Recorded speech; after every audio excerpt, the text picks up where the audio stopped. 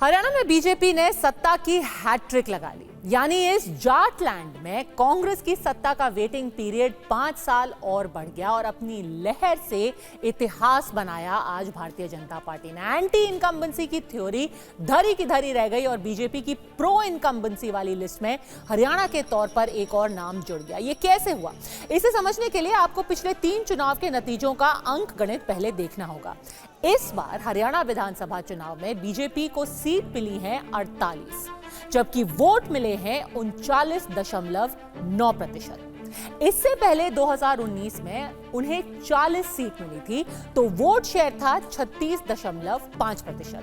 जबकि 2014 की बात करें तो तब बीजेपी को सीट मिली थी 47 और वोट मिले थे 33.2%। यही प्रो इनकम्बेंसी है, क्योंकि हरियाणा में पहली बार सत्ता में आने के बाद से अब तक हर बार बीजेपी के वोट शेयर का ग्राफ बढ़ा ही है।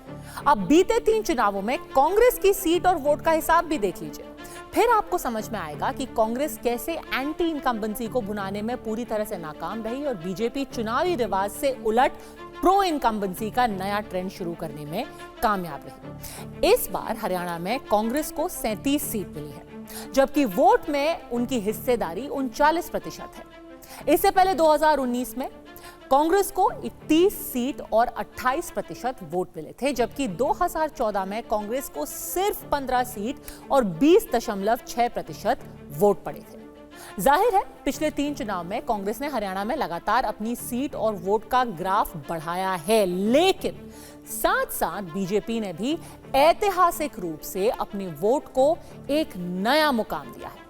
हालांकि 2019 में उसे 2014 के मुकाबले 7 सीटों का नुकसान हुआ था, पूर्ण बहुमत नहीं मिला था। लेकिन देखिए 2024 में बीजेपी ने 48 सीट और अब तक का सबसे ज्यादा वोट शेयर हासिल कर एक नया कीर्तिमान बनाया है। 10 साल सत्ता में रहने के बाद उन्होंने 2014 के मुकाबले 1 सीट की बढ़त की है। हरियाणा में बीजेपी को बहुमत, दिल्ली में बीजेपी हेडक्वार्टर पर जश्न के हार के बाद कांग्रेस ऑफिस में जश्न रुक गया, पर लगातार हरियाणा से लेकर दिल्ली तक बीजेपी ने जश्न मनाया। हरियाणा में 10 साल सत्ता में रहने के बावजूद बीजेपी एक बार फिर सरकार बनाने जा रही है, वो भी बढ़ी हुई सीट और वोट के साथ। बीते 10 साल में ऐसा वो यूपी, गुजरात समेत कई राज्यों में कर चुकी है। हालांकि कर्नाटक और हिमाचल प्रदेश जैसे राज्य उसके हाथ से जरूर फिसले हैं, बावजूद इसके बीजेपी एंटी इनकम्बेंसी को प्रो इनकम्बेंसी में बदल रही है, जबकि कांग्रेस पिछले 10 साल में ऐसा करने में नाकाम रही। ऐसे में कांग्रेस कैंप में मायूसी तो बीजेपी में जश्न। मोदी जी को जय श्री राम। यहाँ के लोगों ने सिर्फ तीसरी बार हमारी सरकार नहीं बनाई, बल्कि हमें सीटें भी ज्यादा दी हैं और वोट शेयर भी ज्यादा दिया है। ऐसा लगता है हरियाणा के लोगों ने छप्पर फाड़ कर वोट दिया है।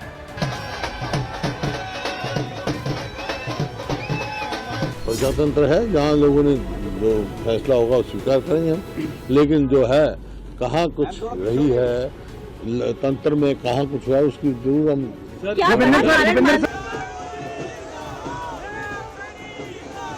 मुझे विश्वास था और मैं लोगों के बीच में जो उनका आशीर्वाद, जो प्यार, गरीब का, किसान का, महिलाओं का आशीर्वाद जो मुझे मिल रहा, युवाओं का आशीर्वाद मिल रहा था, मैं उस हौसले के ऊपर मैं कह रहा था कि भारतीय जनता पार्टी तीसरी बार बड़े मैंडेट के साथ सरकार बना रही है।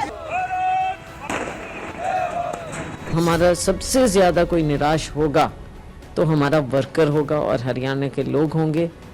तो उनके लिए हम आगे के लिए क्या दिखा सकेंगे, क्या हमको करना होगा, इस पर पार्टी को गंभीरता से विचार हम सब मिलकर करेंगे।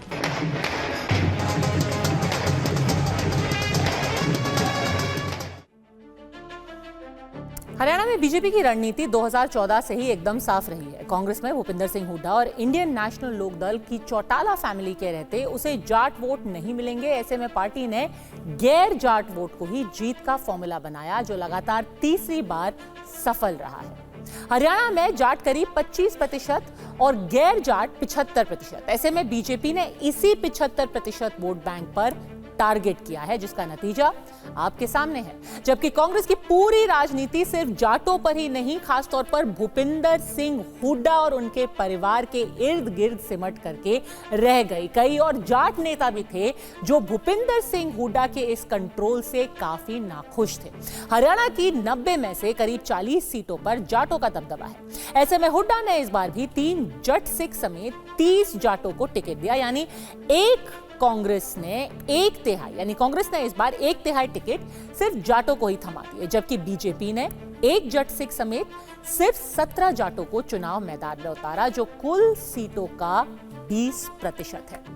यह तो हुई जाट उम्मीदवारों की बात। इनमें से कितने जीते कितने हारे इसका आकलन अभी बाकी है, लेकिन जाटलैंड की सीटों का हमने हिसाब निकाल लिया है।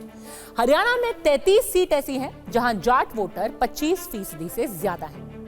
इनमें से 16 सीट पर कांग्रेस को जीत मिली है, तो बीजेपी के खाते में 15 सीटें आई हैं। यानी कि जो जाट बहुल सीटें हैं उनमें लगभग बीजेपी और कांग्रेस को बराबर ही सीटें मिली हैं। 2 सीट निर्दलियों के खाते में गई है। जाटलैंड के नतीजों ने कैसे चौंकाया, इसे समझने के लिए आपको कुछ सीटों के नतीजे दिखाते हैं।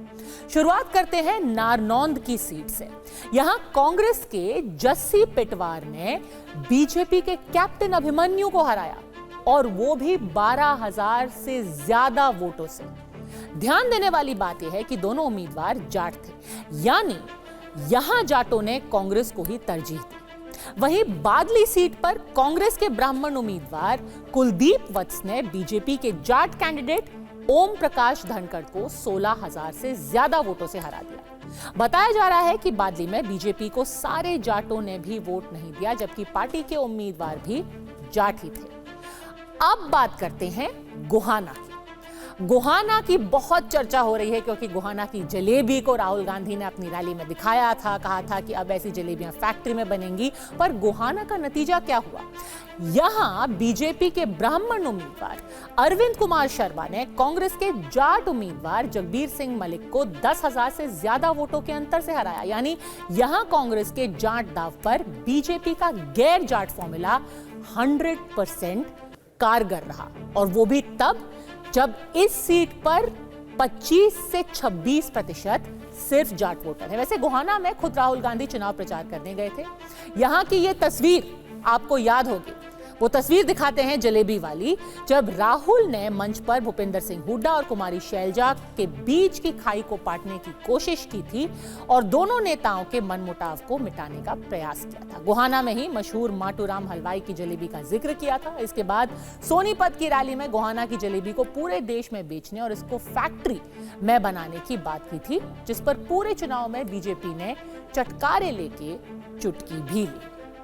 हरियाणा के चुनावी नतीजे भी जलेबी की तरह ही साबित हुए। इसका सबसे बड़ा उदाहरण उचाना कला की सीट का रिजल्ट है।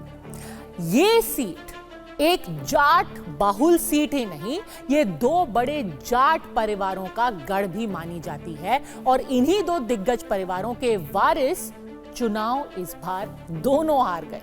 कांग्रेस के बृजेंद्र सिंह उचाना कला से हारे, जो चौधरी वीरेंद्र सिंह के बेटे हैं। इसी सीट से दुष्यंत चौधरी भी बुरी तरीके से हारे। दुष्यंत चौटाला वो 5वें नंबर पर रहे। दुष्यंत जेजीपी के नेता हैं, यानी कि जननायक जनता party. INLD supremo Om Prakash Chautala के पोते और पूर्व उप प्रधानमंत्री चौधरी देवीलाल के पड़पोते। उचाना कला से बीजेपी के देवेंद्र अत्री जीते, जो कि ब्राह्मण है। इन्होंने 2 दिग्गज जाट उम्मीदवारों को हराया। बड़ी बात यह कि इस इलाके में 30% से ज्यादा जाट वोटर है। हालांकि बीजेपी उम्मीदवार को यहां 32 वोट के अंतर से ही जीत मिल पाई। इस सीट पर एक्स फैक्टर वीरेंद्र गोघारिया रहे, जो जाट है। निर्दलीय चुनाव मैदान में उतरे, नतीजों में 30वें नंबर पर रहे, और कहा यह जा रहा है कि वो कांग्रेस के एक बड़े जाट नेता के बेहद करीबी है। अब वो नेता कौन है, अंदाजा लगाना ज्यादा मुश्किल नहीं। जाहिर है उस नेता को चौधरी वीरेंद्र सिंह और उनके बेटे बृजेंद्र सिंह की कांग्रेस में वापसी शायद अच्छी नहीं लग रही। हरियाणा में जाट के अलावा दलित वोट भी एक बहुत बड़ा फैक्टर है। इसी वर्ग से कांग्रेस की सिरसा सांसद कुमारी शैलजा आती हैं, जो पार्टी की प्रदेश अध्यक्ष भी रह चुकी हैं। खुद विधानसभा का चुनाव लड़ना चाहती थी, लेकिन लड़ने नहीं दिया गया। कैमरे के सामने मुख्यमंत्री बनने की ख्वाहिश लगातार जता रही थी, लेकिन शैलजा को टिकट नहीं मिला, उनके लोगों को भी टिकट नहीं मिला, तो उन्होंने चुनाव प्रचार से खुद को दूर कर लिया। और तो और जब मैनिफेस्टो रिलीज हो रहा था कांग्रेस का, उसके लिए भी वो दिल्ली नहीं आए। भूपेंद्र सिंह हुड्डा ने 90 में से 70 सीटें अपने समर्थकों को दिलाई, जबकि शैलजा के 9 समर्थकों को टिकट मिल पाए। जाहिर है इसका मैसेज दलितों में अच्छा नहीं गया, जिनकी हिस्सेदारी हरियाणा में 20% है। नतीजा कि राज्य की 17 एससी सुरक्षित सीटों में से बीजेपी को 8 सीटें मिली तो कांग्रेस को 9 सीटें, जबकि पिछली बार बीजेपी को इनमें से सिर्फ 6 सीटें मिली थी, कांग्रेस को 7 और जेजेपी को 4। इस बार सुरक्षित तो छोड़िए, एक भी सीट इन सुरक्षित सीटों में से जेजेपी को नहीं मिली है। हरियाणा के नतीजों से उस बात पर भी एक बार फिर मुहर लगी है कि मुस्लिम वोट कांग्रेस के साथ मजबूती से कायम है। राज्य की 90 में से 5 सीटें मुस्लिम बाहुल मानी जाती हैं और इन सभी सीटों पर कांग्रेस ने बाजी मारी, यानी मुस्लिम सीटों पर कांग्रेस का स्ट्राइक रेट 100% रहा है। बीजेपी ने इस बार हरियाणा में 2 मुस्लिम उम्मीदवार उतारे और दोनों ही हार गए, यानी बीजेपी के मुस्लिम उम्मीदवारों का स्ट्राइक रेट है 0। आज पूरा देश जानना चाहता है कि हरियाणा में बीजेपी ने इतना बड़ा कमाल कैसे किया। इसके कई फैक्टर हैं जिन्हें समझना जरूरी है। तो बीजेपी ने एंटी इनकम्बेंसी से निपटने के लिए सटीक और अचूक नुस्खा अपनाया। पहले मुख्यमंत्री मनोहर लाल खट्टर को हटाकर नायब सिंह सैनी को सीएम की कुर्सी सौंपी। खट्टर पंजाबी खत्री हैं, उन्हें लोकसभा में ना सिर्फ टिकट दिया गया बल्कि कैबिनेट मंत्री भी बनाया गया। ऐसे में उनके वर्ग में मैसेज ये नहीं गया कि उन्हें हटाया गया है, बल्कि संदेश ये गया कि उनका प्रमोशन हुआ है। ओबीसी वर्ग के नायब सैनी को कमान सौंपकर बीजेपी ने साफ किया कि उसका फोकस गैर जाट पिछड़ों पर है। टिकट बंटवारे में भी बीजेपी ने 21 ओबीसी को टिकट दिया। हालांकि कांग्रेस ने बीजेपी से ज्यादा यानी कि 25 ओबीसी उम्मीदवार उतारे, लेकिन नायब सैनी का चेहरा कांग्रेस पर भारी पड़ा। बीजेपी ने 11 ब्राह्मण, 11 पंजाबी, 5 बनिया उम्मीदवारों को टिकट दिया, जबकि कांग्रेस ने 5 ब्राह्मण, 7 पंजाबी और 2 बनिया को टिकट दिया। ये तीनों जाति बीजेपी समर्थक मानी जाती हैं और नतीजों में भी ये कंसोलिडेशन साफ नजर आया है। इस चुनाव में एक बहुत बड़ा मुद्दा बताया गया था कि सारे किसान, जवान किसान, पहलवान तीनों ही बीजेपी के खिलाफ हैं। किसान आंदोलन का बहुत बुरा प्रभाव बीजेपी के नतीजों पर दिखाई देगा और साथ ही साथ कंगना रनौत, जो कि बीजेपी की सांसद है, उनके कमेंट से भी किसान बेहद नाराज हैं। कृषि कानूनों की वजह से फार्मर्स का गुस्सा, किसानों का गुस्सा लगातार बीजेपी से बना हुआ है। यह भी एक नैरेटिव था, पर आज के नतीजे क्या बताते हैं?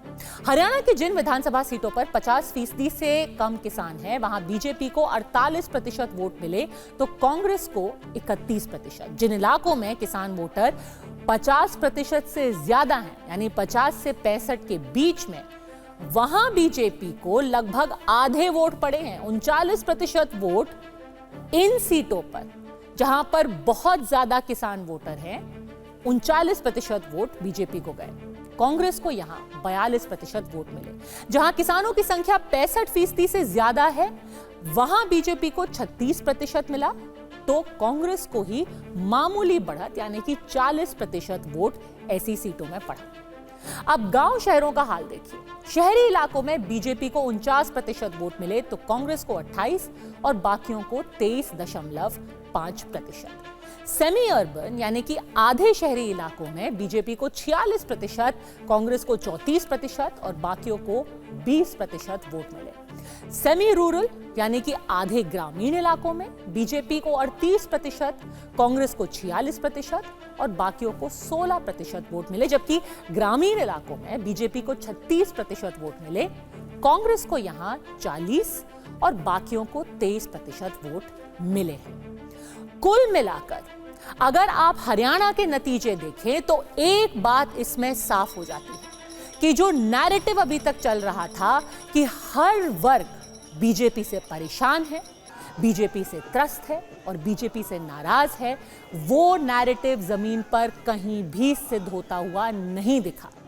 किसानों का वोट भारतीय जनता पार्टी को मिला है, दलितों का वोट बीजेपी के पास गया है और तो और जिन जगहों पर किसान वोटर ज्यादा हैं, वहां का भी वोट ज्यादा बीजेपी को गया है। गांव का वोट मिला है, शहरों का वोट मिला है। अगर इसको लहर नहीं तो क्या कहें।